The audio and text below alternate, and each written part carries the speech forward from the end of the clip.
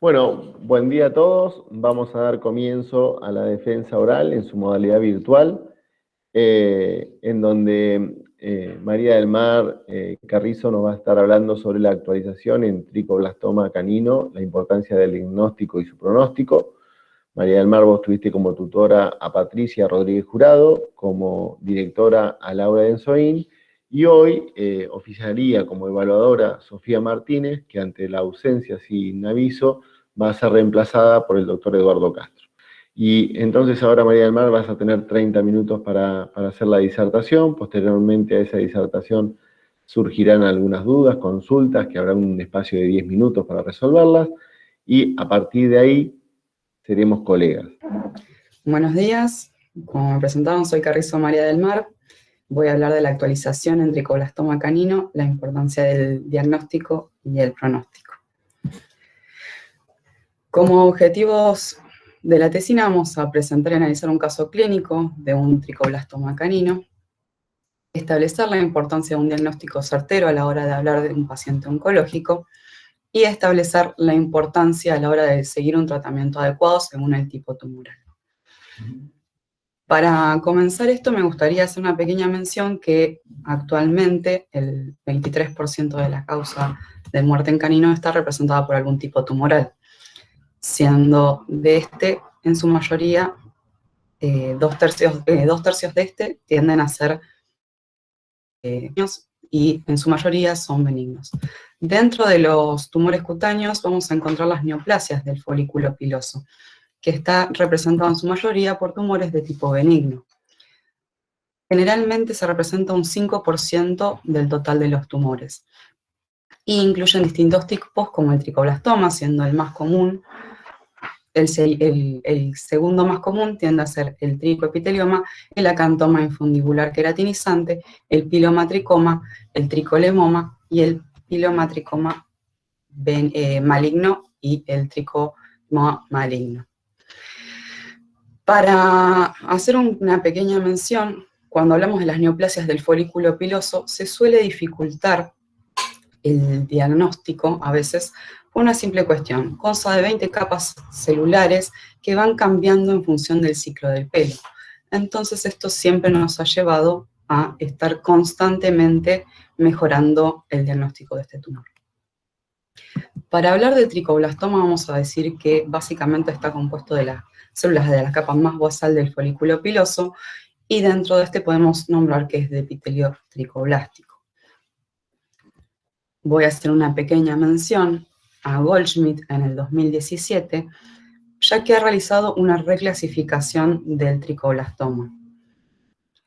Dentro de esto se citó la clasificación histológica internacional de tumores epiteliales y melanocíticos, en el que el tumor de células basales, tanto en cinta, granular y mucinoide, en caninos, ovinos y ovinos pasó a ser tricoblastoma, el tumor de células fusiformes pasó a ser tricoblastoma, y el tumor de células basales, tanto su variante trabecular como en celdas de uso, pasó a ser tricoblastoma en el caso del felino. Bien, aquí me voy a centrar básicamente en el tricoblastoma canino, que es el tema de interés hoy.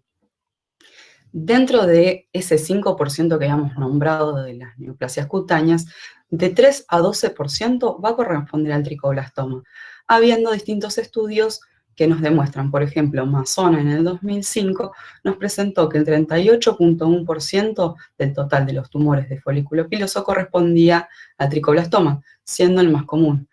Por otro lado, Díaz en el 2015 habló incluso que representa un 2.7% de los tumores cutáneos, por lo que vemos una amplia variedad. Para rangos generales, el tricoblastoma, como habíamos dicho, es un tumor benigno, que generalmente se presenta como nódulos a la macroscopía de entre 1 centímetro a 20 centímetros.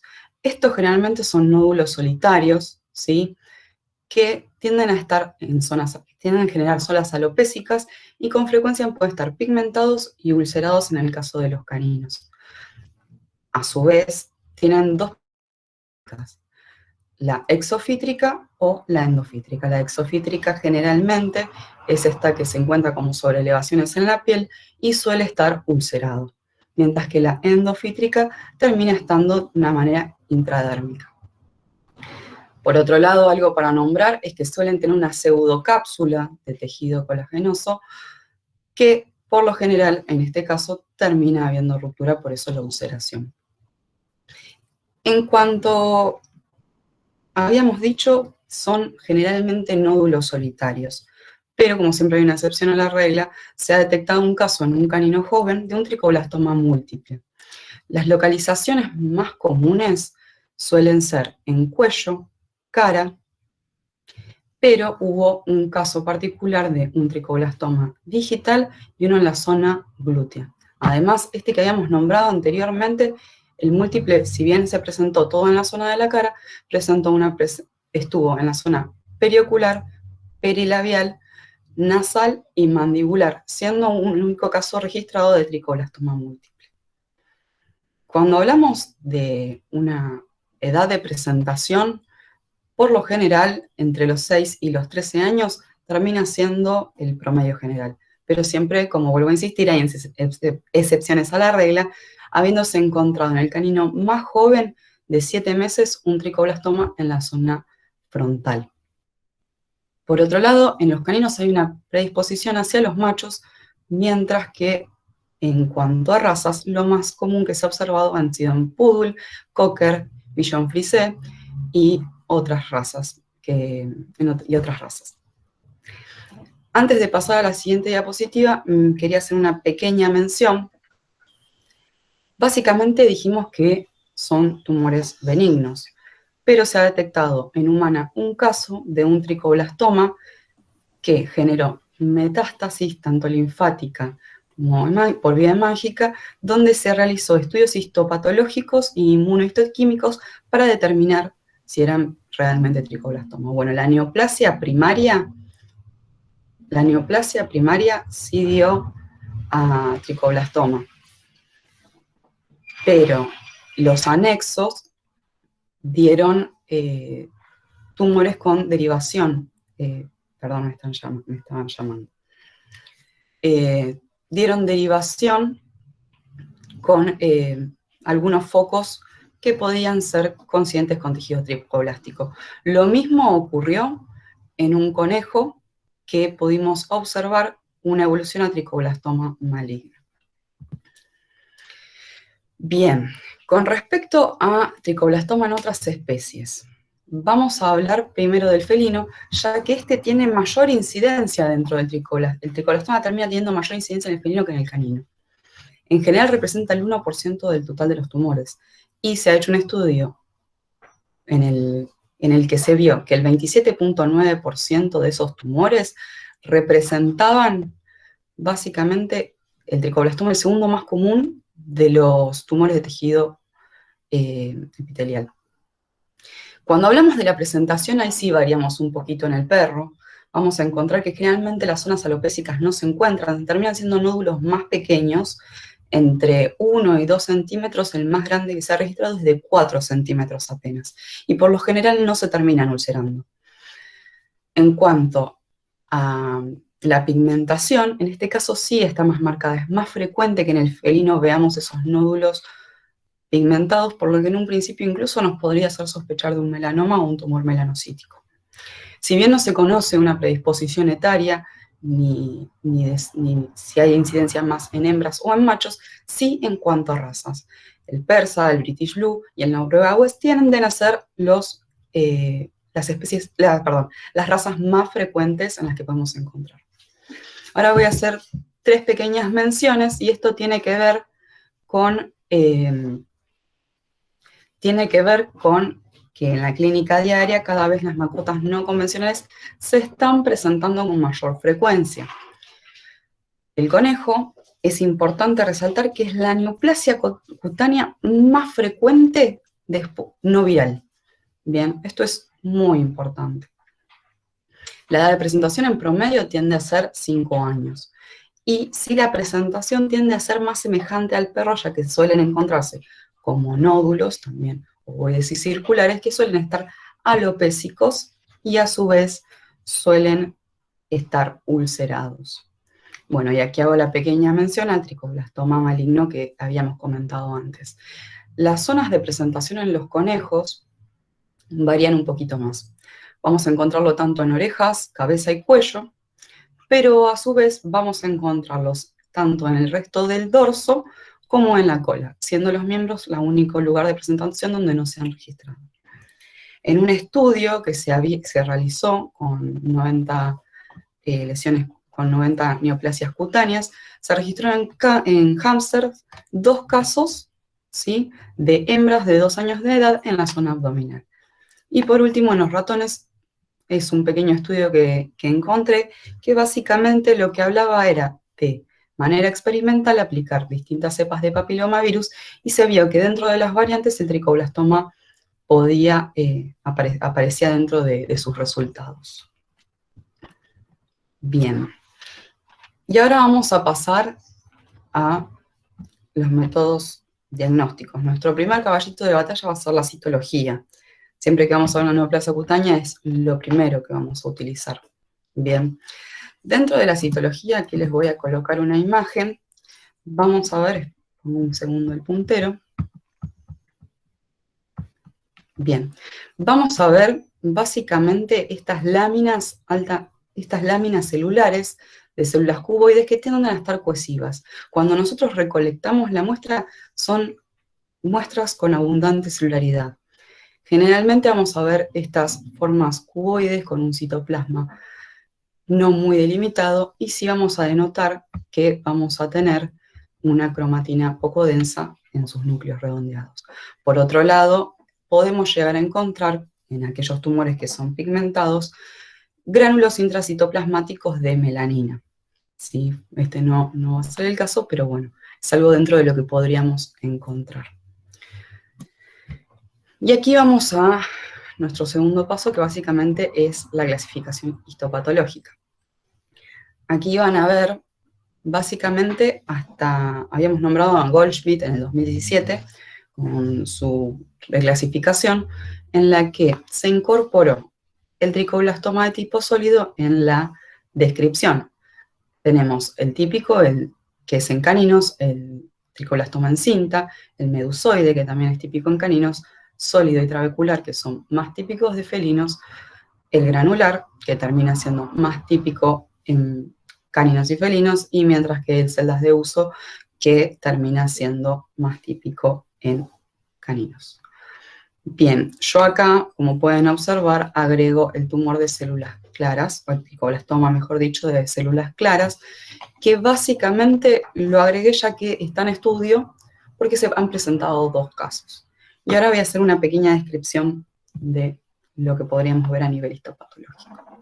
Bien, por aquí podemos notar nuestro primer tricoblastoma, que es el tricoblastoma en cinta. Estos se denotan como nódulos que generalmente están rodeados de un estroma que puede ser tanto mucinoide como colágeno. Bien, la característica principal es que se encuentran como cordones celulares, de 2 a 3 celdas de grosor, ¿sí?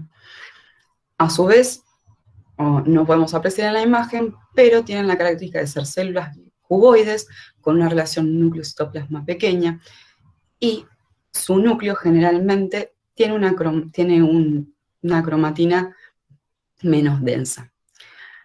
A su vez, vamos a denotar que el número de mitosis va a ser variable, ¿bien? Y generalmente vamos a ver estas formas porque esos cordones que habíamos nombrado en un principio generalmente están ramificados y anastomosados, ¿bien? El segundo tipo que habíamos nombrado, que también es el más frecuente en caninos, es el tipo medusoide, ¿sí? El medusoide es muy similar al anterior, es muy similar al tricoblastoma en cinta, con la diferencia de que esos cordones confluyen hacia un centro celular bien delimitado, y a su vez tienen un poco más de citoplasma en su interior. Bien, por otro lado vamos a pasar al tricoblastoma sólido, ¿sí? Es el más común que vamos a encontrar en gatos, y esto tiene que ver un poco con el tipo de presentación, ya que en felinos generalmente se encuentran en forma sólida o quística en su mayoría. El tipo sólido, bien, se caracteriza básicamente por ser islotes celulares que tienen un estroma de colágeno que puede ser variable. El número de mitosis también va a ser variable y los núcleos tienden a estar un poco menos densos. ¿Sí? A ver, no me pasa la siguiente. Ahora vamos a pasar a los últimos 3 tipos que citó Goldschmidt. Bien, tenemos primero el tricoblastoma trabecular. Este básicamente se caracteriza, si bien pueden notar que incluso es bastante característico al resto, por una alta cantidad de tejido conectivo, de estroma conectivo, ¿sí? De tipo colagenoso. Generalmente vamos a ver múltiples nódulos, bien, que como característica principal vamos a tener un centro más definido, donde las células cuboides tienen unos núcleos un poco más ovalados, y más hacia la periferia va a estar empalizado, ¿sí?, el resto de las células. Después, a rangos generales, no hay otra alteración más importante. El que sigue va a ser básicamente el tricoblastoma de tipo granular, ¿sí? Como característica principal, también podemos llegar a notar que hay algunos islotes celulares con tejido conectivo. Su citoplasma tiende a ser un poco más denso, ¿sí? Y, y su núcleo un poco más granular. No hay mayor alteración, solamente eso. Sí, lo podríamos decir es que dentro de los tricolastomas el que tiene más bajo nivel de mitosis. Por último, vamos a nombrar el tricoblastoma en celdas de uso. Este sí es un poco más particular a la microscopía. Lo que podríamos llegar a denotar es primero la forma celular, ¿sí? A diferencia de la mayoría que tienen a ser formas cuboides, este tiene a tener una forma en forma de uso o ovalada según el tipo de corte, ¿sí? Después, obviamente, tiene un estroma de tejido colagenoso, pero como 2 características importantes, habíamos dicho la forma, y la segunda más importante básicamente es que puede contener gránulos de melanina, ¿sí? Esto es muy importante porque este es el tricoblastoma que generalmente vamos a encontrar pigmentado en el gato. Antes de pasar a la siguiente diapositiva, como habíamos dicho, está el tricoblastoma de células claras, que no agregué la imagen, simplemente quiero hacer un pequeño comentario. Básicamente apareció en 2 caninos, ¿sí? Y tiene ciertas particularidades. Si bien son células uniformes, con la forma característica, la disposición va a variar, ¿sí? ¿A qué me refiero con esto? Suelen estar en forma de cinta, islas o grupos celulares. Además, el citoplasma tiende a ser más pálido y, como 2 características importantes, suele tener vacuolas en su interior y gránulos de colágeno, ¿sí? Aún está en estudio, pero bueno, se han reportado estos 2 casos en caninos y en medicina humana también se está viendo un poco el mismo patrón. Bien, y acá voy a hacer una pequeña mención a la inmunohistoquímica, ¿sí? Dentro de este diagnóstico complementario que vamos a usar, esta herramienta complementaria que vamos a usar para el diagnóstico, generalmente se usa, ya que volvemos a lo primero que hemos dicho, que básicamente el diagnóstico tiende a ser un poco complejo. Entonces se usó esta alternativa. Bueno, básicamente, como pueden observar en el cuadro, hago una pequeña comparación con 3 tipos tumorales diferentes. El carcinoma vasocelular es el más común que vamos a encontrar en diferencial con tricoblastoma, ¿sí? Generalmente tiene una tinción difusa para las citoquinas para las citoqueratinas 1, 5, 10 y 11, siendo las 14 y las 15 las que tienen una tinción un poco más fuerte, ¿sí? En comparación con el carcinoma vasocelular, se puede ver que tiende a tener la misma reacción, por lo que se está estudiando qué tan reactivo es a esta misma. Por otro lado, el marcador P63 también se vio interacción en estos 2. Por otro lado, vamos a nombrar como diferencial entre el tricoblastoma y el carcinoma de células claras la citocreatina CK18, CK8 y CK18. Y aquí se vio que había un poco más de reacción en el tricoblastoma al CK8 y como pueden ver está nombrado el CK18. Esto en realidad tiene que ver que está asociado a carcinomas de glándulas sudorípadas. Esto generalmente se ve mucho en humana, pero en caninos no sería un marcador muy importante. Por último, sí voy a hacer una pequeña mención del tricoepitelioma, ¿sí? Que se vio que el marcador CD146 tenía un bajo nivel de reacción, mientras que hubo un alto nivel de reacción en el tricoepitelioma versus el tricoblastoma. ¿Sí? Después vamos a encontrar, hay otros marcadores que están en estudio, pero esto me pareció lo más sintético del caso. Bien, y ahora vamos a pasar a diagnósticos diferenciales, ¿sí? Acá tenemos dos grandes cuestiones. Bien, la primera vamos a hablar de los tumores melanocíticos y del melanoma propiamente, básicamente por su macroscopía, ¿sí? A un inicio se puede considerar que puede haber una semejanza, más que nada por esto que hablábamos de que se presentaban pigmentados, ¿sí? Y como sabemos, los melanomas son tumores muy agresivos, por lo que es importante establecer un diferencial. Incluso algunos autores citan que dentro de la citología, que haya esos gránulos pigmentarios, en un principio podrían confundir la citología. En cuanto, ustedes verán ahí que dice melanotricoblastoma, esto es básicamente, en humanas se ha visto que hay una alta tasa de pigmentación en los tricoblastomas, por lo que incluso se está pensando en hacer una nueva clasificación, armar un grupo aparte para estos que son tan pigmentados, y más que nada porque tienden a variar bastante en la histopatología. El carcinoma vasocelular es nuestro mayor diferencial, y esto tiene una importancia por dos cosas. La primera básicamente va a ser que a la macroscopía tienen mucha semejanza, ¿sí? Son nódulos solitarios que pueden ulcerarse, generalmente aparecen en cabeza y cuello, ¿sí? Tienen mucha semejanza en ese sentido con el tricoblastoma, pero además obviamente hay que recalcar que al ser un carcinoma tiene una alta tasa de malignidad, por lo que es importante establecer el diagnóstico. Cuando hablamos de qué diferenciales podríamos llegar a utilizar, sí, tenemos las papilas foliculares y las estructuras similares al bulbo, que los vamos a encontrar en la capa más basal de la epidermis.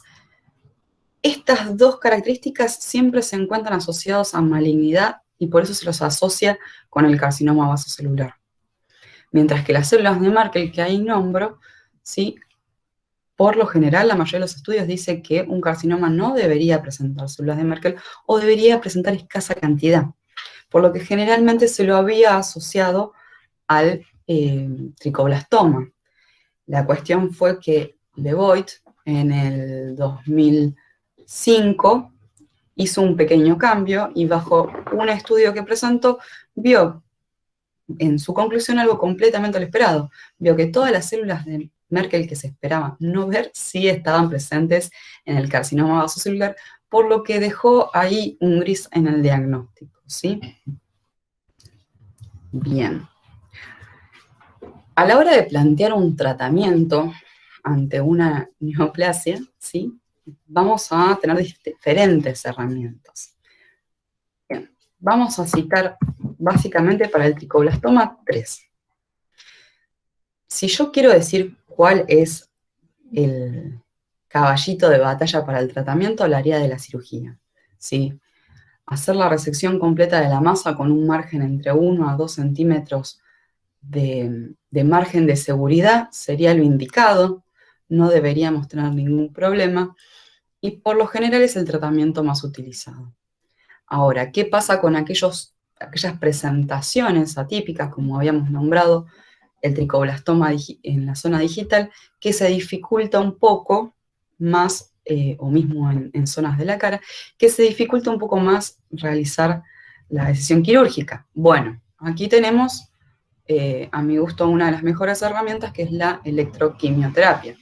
La electroquimioterapia demostró resultados positivos en este tricoblastoma que había comentado en la zona digital, ¿sí? Básicamente, lo que hace es un tratamiento locorregional, ¿sí? En la que se va a enviar impulsos eléctricos a la zona tumoral, generando un aumento en la permeabilidad de la membrana. Bien, esto genera que haya una atracción o que penetre mucho más la droga dentro de las células tumorales. ¿Sí? En el caso, por ejemplo, este que comentamos, se utilizó bleomicina y los resultados son excelentes. Y realmente este es una herramienta que tenemos que usar muy bien en medicina veterinaria, ya que tiene una baja toxicidad y una alta eficacia. ¿Sí? Por otro lado, voy a citar la crioterapia.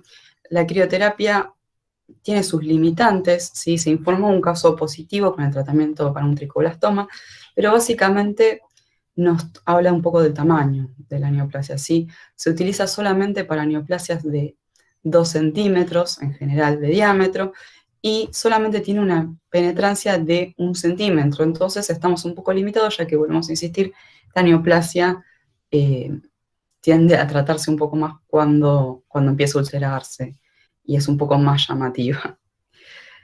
Bien, y ahora voy a hablar un poquito de mi caso clínico, que básicamente es Nino. Bueno, en la foto no se ve, pero les juro que Nino movía la cola en el momento de la consulta. Nino llegó al hospital veterinario básicamente por una segunda opinión. Es un perrito rescatado de la calle por un grupo de proteccionistas y se le había indicado la eutanasia, por lo que decidieron tener una segunda opinión. ¿Sí? Como pueden ver, Nino a simple vista presentaba un mal estado general. Cuando hablamos de las generalidades, bueno, es un canino de raza mestizo, tenía 8 años de edad, pesaba un promedio 5 kilos, era macho y el manto era marrón y negro. A la inspección general sí se encontraba el canino deshidratado, las mucosas estaban rosadas, estaban un poco secas, ¿sí? El estado corporal era bajo, pero a la auscultación, en la revisación general, no había alteraciones. El tórax se ocultaba perfecto, la frecuencia cardíaca era de 80 y la respiratoria de 20. Al momento de la consulta, él tomaba agua, comía y tenía una motilidad normal, sin ninguna alteración. En ese momento se realiza una inspección particular y podemos ver básicamente el tricoblastoma a tratar.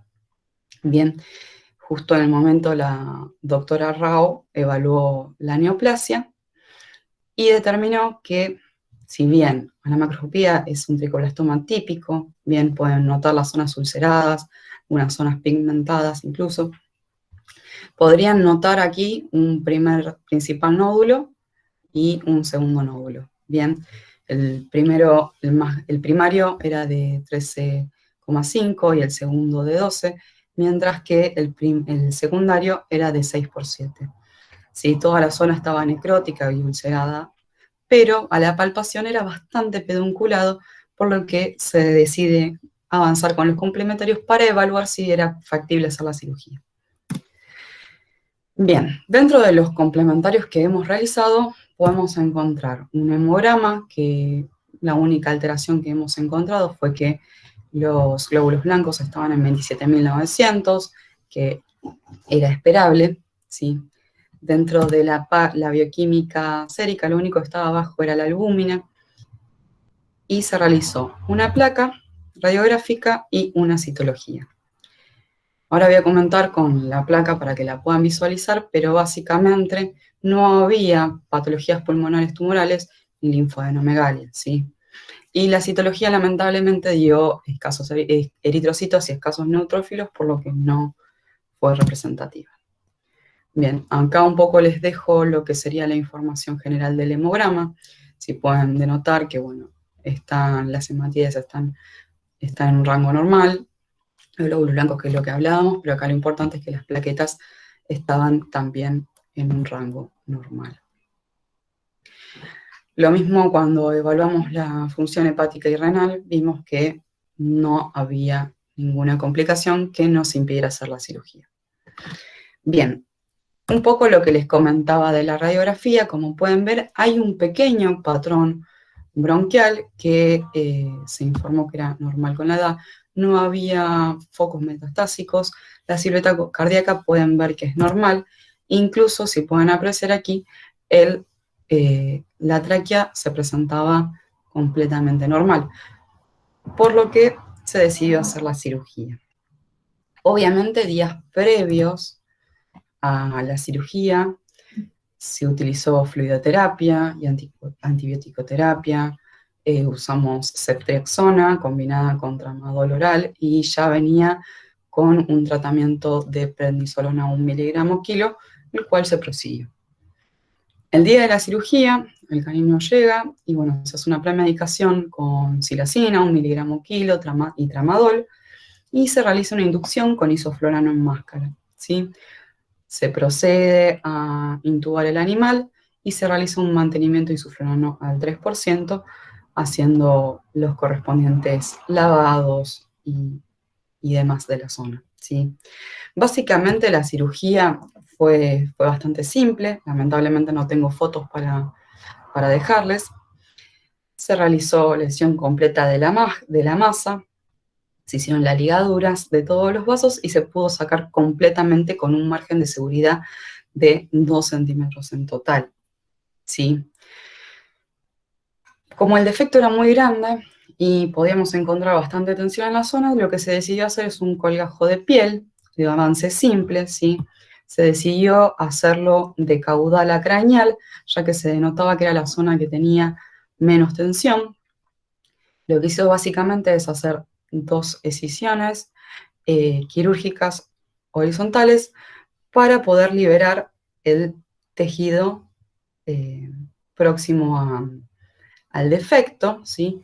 Y se hizo una divulsión de manera manual, protegiendo todos los plexos, para poder estirar aquel colgajo, ¿sí?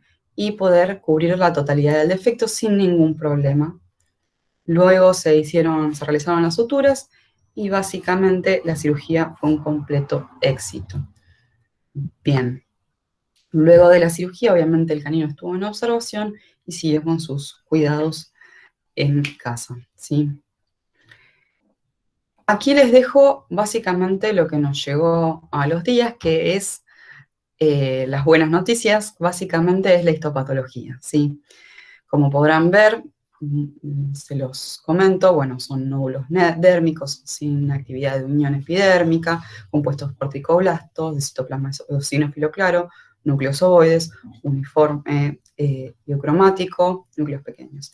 Aquí lo que más que me interesa en realidad es esto, que es lo que habíamos hablado hoy, disposición celular en columnas de 1 o 2 elementos con disposición radial, dando aspecto medusoide, ¿sí?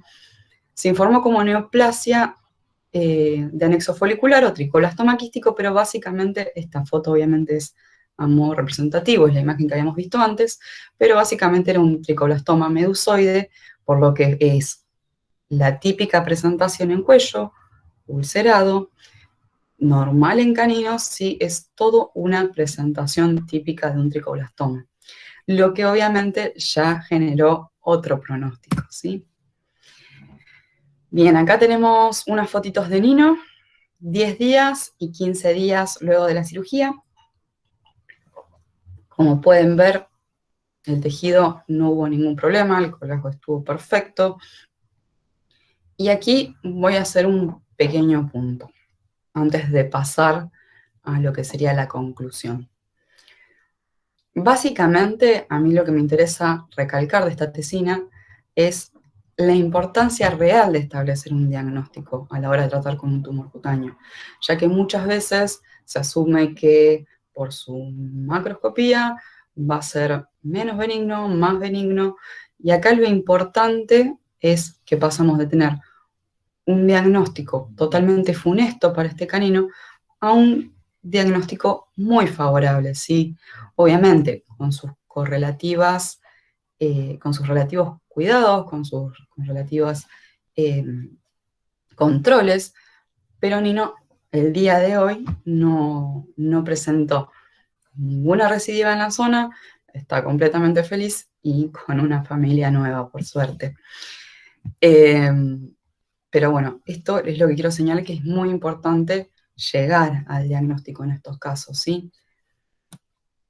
Bien, y a manera de conclusión, no se los quiero mucho leer, pero voy a hacer un pequeño punteo, es lo que hablábamos, de que el tricoblastoma es el tumor más frecuente del folículo piloso, siendo en la mayoría de las especies benignos, que el diagnóstico es fundamental para establecer un futuro pronóstico del paciente. Y esto lo notamos en el caso y es lo que hablábamos recién, ¿sí? Después, sí señalar que aunque el diagnóstico histopatológico y la inmunohistoquímica son esenciales en muchos casos para el diagnóstico definitivo, también la progresión clínica es importante, ¿sí? Obviamente, resaltar que previo a una cirugía siempre hay que establecer los análisis complementarios, esto nos van a determinar el punto clave, ¿sí? Además, hacer una pequeña mención que se detectó estos tricoblastomas en otras especies. Esto tiene que ver un poco con que las mascotas no convencionales están creciendo mucho en la clínica diaria. Y por último, hacer una pequeña mención a otra vez la electroquimioterapia, que realmente es una herramienta revolucionaria que tenemos que tener en cuenta para muchos tipos tumorales, ¿sí? Bueno, sin más que decir, decirle muchas gracias. Les dejo acá la foto de mi perrita Lila, que me incursionó en la oncología un poquito. Así que nada, muchísimas gracias.